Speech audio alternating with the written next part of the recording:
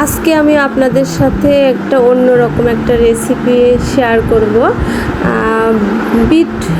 বিটরুটের হালুয়া। Beetroot সাধারণত সবাই juice করে খায়, তো আমি একটু অন্যরকমভাবে হালুয়া রান্নার চেষ্টা করেছি। তো প্যানে আমি প্রথমে ঘি দিয়ে তারপর তেজপাতা ও এলাচ দিয়ে তার মধ্যে বিটগুলো আমি ভালোভাবে অনেকক্ষণভাবে নেড়ে মিশিয়ে নিয়েছি। যেহেতু আমার মেয়ে কাঁচা বিটের জুস খেতে চায় না, সেজন্য মেয়ের জন্য এই হালুয়া তৈরি করার চেষ্টা করেছি।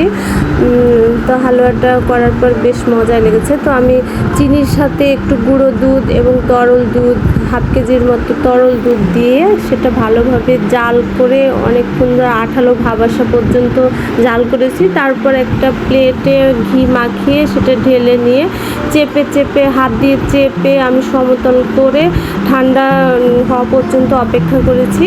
তারপর এটাকে কেটে সংরক্ষণ করেছি।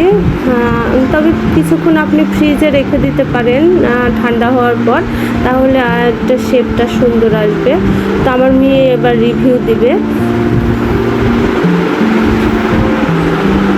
ধন্যবাদ সবাইকে। আসসালামু আলাইকুম।